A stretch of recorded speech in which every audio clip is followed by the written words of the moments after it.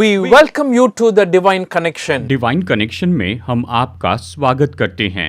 A very Merry Christmas to all our viewers as we celebrate Christmas in this year 2024. और जैसे कि हम इस साल 2024 में क्रिसमस मना रहे हैं, हमारे सभी दर्शकों को क्रिसमस बहुत बहुत मुबारक हो।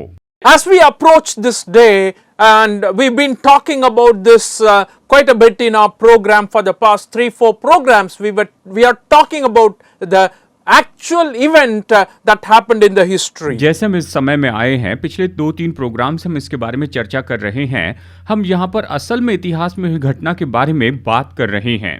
And one of the things that actually intrigues me is God coming as a man into this world, as a human being like me, like you, so that he knows me, he can understand me, and he can meaningfully make the sacrifice that is needed to save my sins. और हम यहाँ पर यही बात कर रहे हैं कि परमेश्वर मानव रूप में इस संसार में आए ताकि वो आपको जाने, मुझे जाने और मानव जाति के छुटकारे के लिए जो बलिदान की जरूरत है उसे वो अर्थपूर्ण रीति से कर सके। Well, this is not a very sudden event God made. खैर देखिए, परमेश्वर ने ये घटना अचानक ही नहीं की। This has been planned by God for many years. और कई सालों से परमेश्वर ने इसकी योजना बनाई थी। That's why Bible says about this event that when the fullness of time had come, God sent forth His Son, born of a woman, born under law. इसलिए बाइबल कहती है, परंतु जब समय पूरा हुआ तो परमेश्वर ने अपने पुत्र को भेजा जो स्त्री से जन्म और व्यवस्था के अधीन उत्पन्न हुआ, इस तरह कहती है। So when we talk about the fullness of time, it was many thousands of years God took to make His Son to come into this world. और जब हम समय पूरा हुआ कहते हैं तो परमेश्वर ने हजारों साल लगाए कि उसका पुत्र इस संसार में आ सके। Well, lot of prophecies have been said about Jesus' birth. खैर यीशु के जन्म के बारे में बहुत सी भविष्यवाणियां की गई थी। And some of those prophecies are very specific. और उनमें से कुछ भविष्यवाणियां तो बहुत ही सटीक भविष्यवाणियां थी। And where he would be born, it is mentioned. उसका जन्म कहां पर होगा ये भी बताया गया। How he would be born, through the virgin he will be वो born. कैसे जन्म लेंगे, कुंवारी के द्वारा जन्म लेंगे, ये भी बताया गया। From which tribe he will come, it is mentioned in the Bible. Bible में ये भी बताया कि वो किस गोत्र से आएंगे। You know, I'm only mentioning a few, but there are hundreds and hundreds of prophecies that talk about Jesus and His life, His death, His resurrection. मैं तो आपको केवल कुछ ही बता रहा हूँ, लेकिन ऐसे सैकड़ों भविष्यवाणियां हैं जो यीशु के बारे में, उसके जीवन के बारे में, उसकी मृत्यु के बारे में और यहाँ तक कि उसके पुनरुत्थान के बारे में भी बताती हैं। Last week we spoke about the very first prophecy that was given, that is Genesis chapter 3 verse 15. पिछले हफ्ते हमने पहली भविष्यवाणी के बारे में देखा जो कि उत्पत्ति 3:15 में है। And today I want to look at another prophecy which was actually given to a man called Abraham, and how God meant that what he promised to him is going to be fulfilled in Jesus Christ. और आज हम एक और भविष्यवाणी देखेंगे जो कि परमेश्वर ने अब्राहम को दी थी और परमेश्वर ने अब्राहम से जो प्रतिज्ञा की थी उसके द्वारा क्या होने वाला है ये भी बताया। And many people would probably know the person Abraham. और आप में से बहुत से लोग शायद अब्राहम के बारे में जानते हैं। He is known for his faith in God. वो तो परमेश्वर में अपने विश्वास के लिए जाना गया है। The unshakable trust in the Lord that he had is what he is known for. परमेश्वर पर उसने अपना अटल विश्वास रखा, इसी बात के लिए उसे जाना जाता है। So in the book of Genesis chapter 22 verses 17 to 18, let me read it for you, and I want you to pay a very careful attention to what I'm reading. उत्पत्ति अध्याय 22 वचन 17 और 18 में यहाँ पर पढ़ता हूँ, आप इसे बहुत ही गौर से सुनिए। I will surely bless you and make your descendants as numerous as the stars in the sky and as the sand on the seashore. Your descendants will take possession of the cities of their enemies, and through your offspring all the nations on earth will be blessed, because you have obeyed me. आइए उत्पत्ति अध्याय 22 वचन 17 और 18 यहाँ पर हम एक साथ पढ़ते हैं।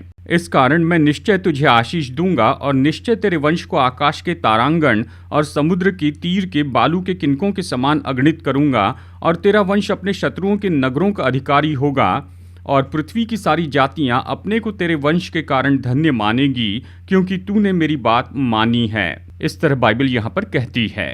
The point I want you to understand from this verse is, because you have obeyed me, all the descendants of the earth will be blessed through your offspring. यहाँ पर मैं चाहता हूँ कि आप इस बात को जान ले, क्योंकि तूने मेरी बात मानी है, इसीलिए तेरे वंश के कारण पृथ्वी की सारी जातियां आशीष पाएंगी। When you talk about the obedience of Abraham, it is not a one-time event. जब हम अब्राहम की आज्ञाकारिता के बारे में बात करते हैं तो ये तो एक समय की घटना नहीं है। He obeyed God every time God spoke to him. हर समय जब भी परमेश्वर ने उससे बातें की, अब्राहम ने उसकी आज्ञा मानी। The very first time when he called him from the land of Ur, from there God called him, you go to the place where I show you. He obeyed God and moved on. जब पहली बार परमेश्वर ने ऊर नगर में उसे बुलाया कि जिस देश को मैं तुझे दिखाऊंगा तो उस देश को जा, और उसने परमेश्वर की आज्ञा मानी। So even when he obeyed the first time, God gave this promise. पहली बार जब उसने आज्ञा मानी तो परमेश्वर ने उसे ये प्रतिज्ञा दी। In the book of Genesis chapter 12 verse 3, it reads like this. उत्पत्ति 12:3 में इस तरह ये कहता है, I will bless those who bless you, and whoever curses you, I will curse, and all the peoples on earth will be blessed through you. जो तुझे आशीर्वाद दे उन्हें मैं आशीष दूंगा, और जो तुझे कोसे उसे मैं श्राप दूंगा, और भूमंडल के सारे कुल तेरे द्वारा आशीष पाएंगे। So what God says in the 22nd chapter 17 and 18th verse is a reiteration of what he already said in chapter 12. तो परमेश्वर ने उत्पत्ति 22, 17 और 18 में जो कहा है, ये तो उत्पत्ति 12 में जो कहा है उसे फिर से दोहराया गया है। But in the 22nd chapter, a beautiful thing happened in the life of Abraham. लेकिन उत्पत्ति अध्याय 22 में यहाँ पर अब्राहम के जीवन में एक बहुत ही सुंदर घटना हुई थी। For you and me, it may be very beautiful and easy, but for Abraham it was not. आपके लिए और मेरे लिए शायद बहुत ही सुंदर और बहुत ही आसान है, लेकिन अब्राहम के लिए आसान नहीं थी। God gave him a son when he was almost 100 years old. जब वो लगभग 100 साल की उम्र का हुआ तब परमेश्वर ने उसे एक बेटा दिया। After giving a son, when he was growing up, he asked Abraham to take him and offer him as a sacrifice in one of the mountains he showed him. जब उसका बेटा थोड़ा बड़ा हुआ तो परमेश्वर ने कहा कि अपने बेटे को ले और जिस पहाड़ पर मैं तुझे कहूंगा उस पर उसे बलिदान चढ़ाना। And Abraham chose to obey God. और अब्राहम ने यहाँ परमेश्वर की आज्ञा मानने का चुनाव किया। He chose to obey God in faith. उसने विश्वास से परमेश्वर की आज्ञा मानने का चुनाव किया, And that is what impressed God. और इसी से परमेश्वर प्रभावित हुए। And that's when he said, because you obeyed me, all the nations on earth will be blessed through your offspring. और इसीलिए परमेश्वर ने उससे कहा, क्योंकि तूने मेरी आज्ञा मानी, इसलिए तेरे वंश के द्वारा पृथ्वी के सारे कुल आशीष पाएंगे। And what does it mean to you and me today? आज इसका आपके और मेरे लिए क्या अर्थ होता है, ये हमें समझना जरूरी है। This prophecy is saying that the blessing of Jesus' ministry, the life when Jesus comes into this world, is going to be a blessing that is for the whole world, all the people. इसका मतलब यीशु जब इस पृथ्वी पर आएंगे और वो जो सेवा करेंगे और जो जीवन वो जिएंगे उसके द्वारा पृथ्वी के सारे कुल आशीष पाएंगे। My dear friends, as you celebrate Christmas today, I want to tell you, it is not for Christians alone. मेरे दोस्तों, जैसे कि आज आप क्रिसमस मनाते हैं, मैं आपको बताऊं ये केवल मसीह लोगों के लिए नहीं है। It is meant for the people of the world. ये तो पूरे संसार के लोगों के लिए बनाया गया है। Everyone who is born into this world, Jesus Christ is the hope, and God has given Jesus Christ so that our sins can be removed. हर एक व्यक्ति जो इस संसार में जन्म लेता है, परमेश्वर ने उसके लिए आशा दी है और यीशु मसीह के द्वारा हमारे पाप दूर किए जा सकते हैं। And fulfillment is clearly seen in the Gospel of Matthew chapter 1 verse 1. और इसकी परिपूर्णता मत्ती अध्याय 1 वचन 1 में हम देख सकते हैं। When Jesus was born, when Matthew traced his genealogy, he says, this is the genealogy of Jesus Christ, the son of David, the son of Abraham. मत्ती यीशु की वंशावली के बारे में इस तरह से कहता है, अब्राहम की संतान, दाऊद की संतान, यीशु मसीह की वंशावली।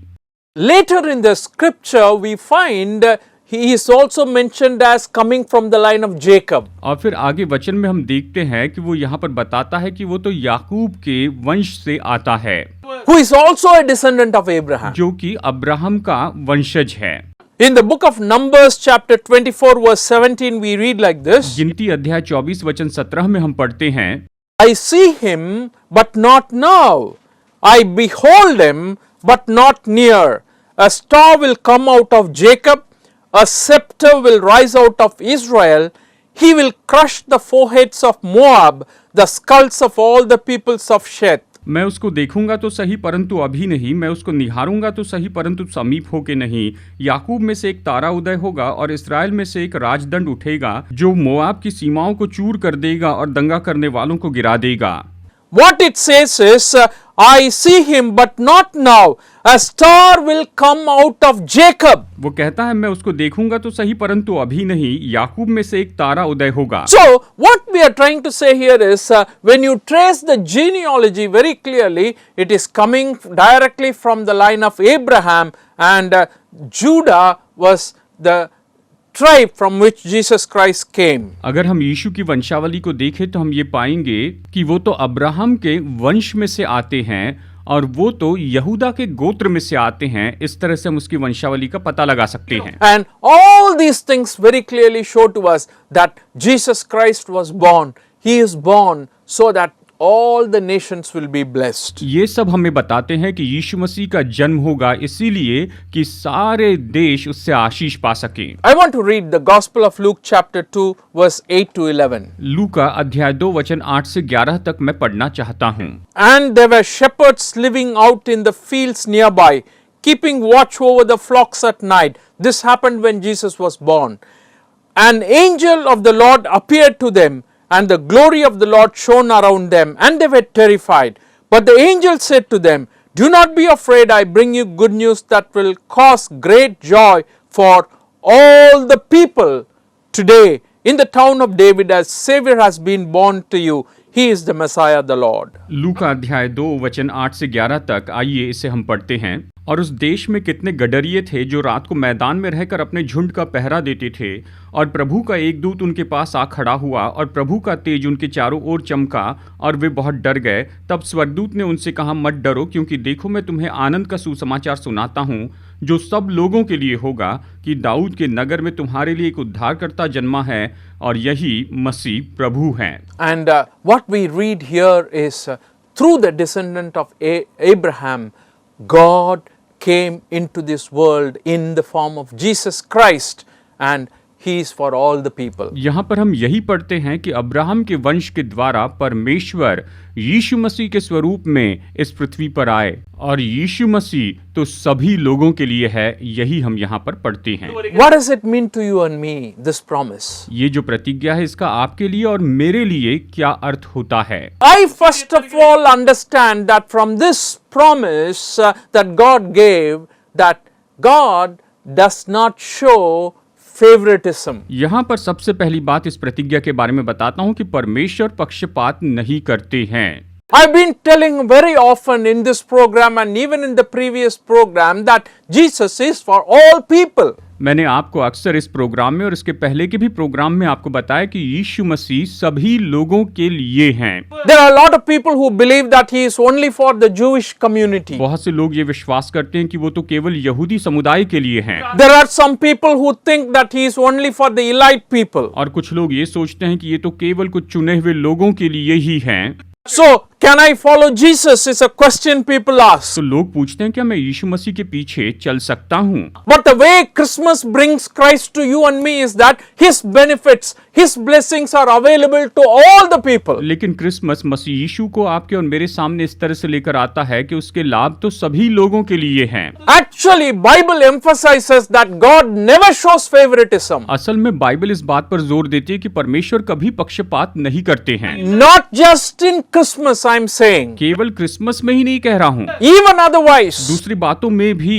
Matthew 5:44 and 45. मत्ती 5:44 और 45 में देखिए। But I tell you, love your enemies and pray for those who persecute you, that you may be children of your Father in heaven. He causes his sun to rise on the evil and the good, and sends rain on the righteous and the unrighteous. परंतु मैं तुमसे ये कहता हूँ कि अपने बैरियों से प्रेम रखो और अपने सताने वालों के लिए प्रार्थना करो, जिससे तुम अपने स्वर्गीय पिता के संतान ठहरोगे, क्योंकि वो भले और बुरे दोनों पर अपना सूर्य उदय करता है और धर्मी और अधर्मी दोनों पर मेघ बरसाता है। Human beings may have a separation and a distinction based on their background, their economic status and their education and so on. मनुष्य के बीच में शायद पृष्ठभूमि के कारण या फिर उनके पढ़ाई लिखाई के कारण या आर्थिक स्तर के कारण फर्क हो सकता है, But God does not see that way. लेकिन परमेश्वर उस तरह से नहीं देखते हैं। And Christmas message and the promise we see in this verse says, He is for all people. और क्रिसमस का संदेश और जो प्रतिज्ञा हम इस वचन में देखते हैं, ये कहती है कि वो सब लोगों के लिए है। Even when Jesus was living in this world, there were a group of people whom the Jews did not like. जब यीशु इस पृथ्वी पर थे, तब यहूदी लोग एक समूह के लोगों को पसंद नहीं करते थे। They did not want to mix with the Samaritan people. वो तो सामरी लोगों के साथ मेलजोल नहीं रखना चाहते थे। They did not want to go through the land of Samaria. वो तो सामरिया में से होकर जाना नहीं चाहते थे। But we see in the Bible that Jesus loved the. लेकिन बाइबल में हम देखते हैं कि यीशु ने उन लोगों से प्रेम रखा। He spoke to the Samaritan woman. उसने सामरी स्त्री से बातें की। He went and stayed in their village. यीशु उनके गांव में भी रहे थे। And people heard about Jesus. और लोगों ने यीशु के बारे में सुना। They believed in Jesus Christ. उन्होंने यीशु मसीह पर विश्वास किया। The Canaanite woman's story. कनानी स्त्री की ही कहानी आप देख लीजिए। My dear friends, ample evidences are there in the scriptures that Jesus is for all people. मेरे दोस्तों, वचन में ऐसे बहुत से सबूत हैं कि यीशु मसीह तो सभी लोगों के लिए हैं। That's why in that promise when he says all the nations on earth will be blessed through your offspring, he doesn't show favoritism. और इसलिए उस प्रतिज्ञा में जब उसने कहा कि तेरे वंश के द्वारा पृथ्वी के सारे कुल आशीष पाएंगे, तो हम यहाँ पर देखते हैं कि परमेश्वर कोई पक्षपात नहीं करते हैं। What lineage you belong to? आप किस वंश के हैं? Are you someone who is treated badly and very rudely by other people? क्या आप ऐसे हैं जिनसे दूसरे लोग कठोरता से और बुराई से व्यवहार करते हैं? And Christmas spoils all the differences. और क्रिसमस जो है वो तो इन सारे फर्क को दूर कर देता है। The God of Abraham, Isaac and Jacob is the God you have, I have. Abraham, इसहाक और याकूब का परमेश्वर तो वो परमेश्वर है जो आपके पास और मेरे पास है। All who believe in Jesus Christ are included now in the plan of God. हर एक व्यक्ति जो यीशु पर विश्वास करता है, वो सब के सब अभी परमेश्वर की योजना में जोड़ दिए गए हैं। Can you believe if I tell you you are a descendant of Abraham? क्या आप विश्वास करेंगे अगर मैं आपसे कहूं कि आप तो अब्राहम के वंश हैं? In the book of in the epistle to Galatians chapter 3 verse 26 to 29, Apostle Paul writes like this. गलातियों अध्याय 3 वचन 26 से 29 में प्रेरित पौलुस इस तरह से लिखता है। Listen to this carefully. इसे गौर से सुनिए। So in Christ you are all children of God through faith. For all of you who are baptized into Christ have clothed yourselves with Christ. There is neither Jew nor Gentile, neither slave nor free, nor is there a male and female, for you are all one in Christ Jesus. If you belong to Christ, then you are Abraham's seed and heirs according to the promise. गलातियों 3:26 से 29 तक पढ़ते हैं। क्योंकि तुम सब उस विश्वास के द्वारा जो मसीह यीशु पर है परमेश्वर की संतान हो, और तुम में से जितनों ने मसीह में बपतिस्मा लिया है उन्होंने मसीह को पहन लिया है। अब न कोई यहूदी रहा न यूनानी, न कोई दास न स्वतंत्र, न कोई नर न नारी, क्योंकि तुम सब मसीह यीशु में एक हो। और यदि तुम मसीह के हो तो अब्राहम के वंश और प्रतिज्ञा के अनुसार वारिस भी हो। So all I want you to note in this verse is if you belong to Christ, you are Abraham's seed. You belong to the seed of मैं Abraham. चाहता हूं इस वचन में आप गौर कीजिए, अगर आप यीशु मसीह में हैं तो आप अब्राहम के वंश हैं। What a great privilege and the blessing God has granted us because we believed in Jesus. हम यीशु मसीह पर विश्वास करते हैं, इसलिए परमेश्वर ने हमें कितना बड़ा सौभाग्य और आशीष दी है। And that's a great blessing, dear friend. प्यारे दोस्तों, ये महान आशीष है। And I want to close like, मैं इस तरह से संदेश खत्म करना चाहता हूं।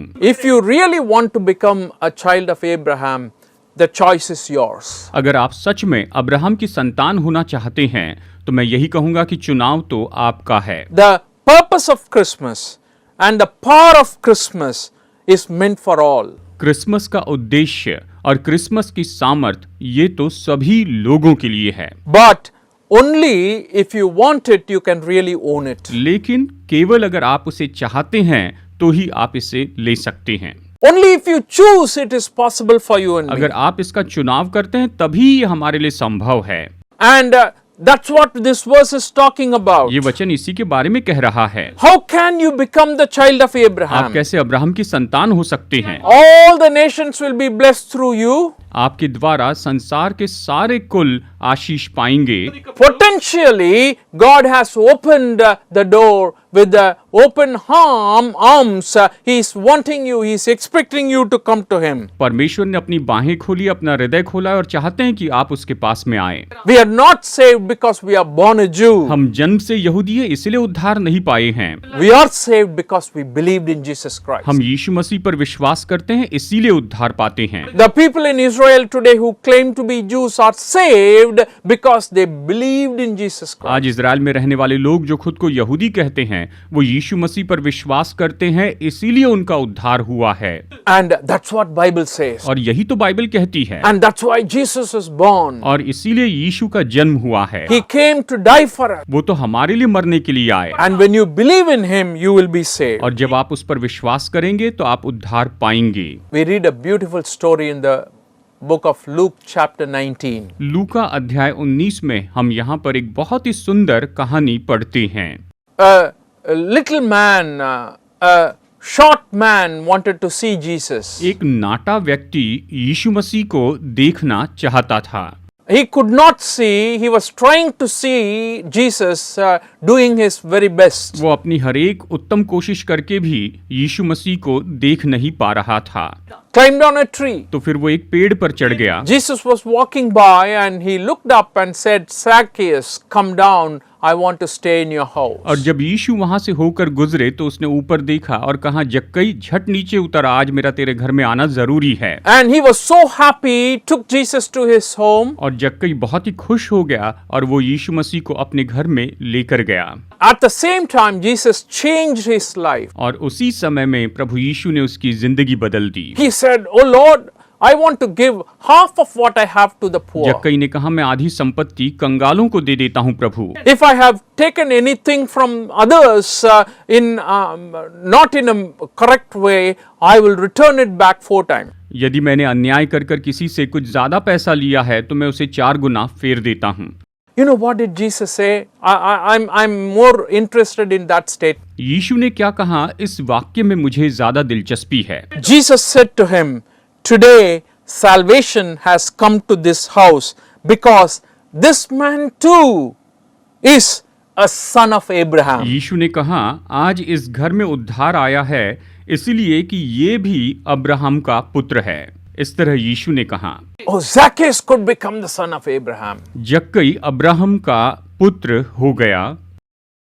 And I know it is possible for you and me when you believe in Jesus. मैं जानता हूं जब आप यीशु पर विश्वास करते हैं तो निश्चय ही ये आपके लिए भी संभव है। And that's why we say the God of Abraham who promised him that through him all the nations on earth will be blessed. और इसीलिए हम कहते हैं कि अब्राहम के परमेश्वर ने अब्राहम से प्रतिज्ञा की थी कि उसके वंश के द्वारा पृथ्वी के सारे कुल आशीष पाएंगे। And that blessing is made a reality through Christmas. और वो आशीष क्रिसमस के द्वारा वास्तविकता बन गई।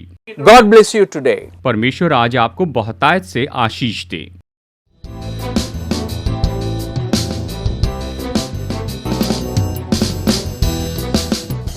Study the Word of God in a private and personal way through our online study website.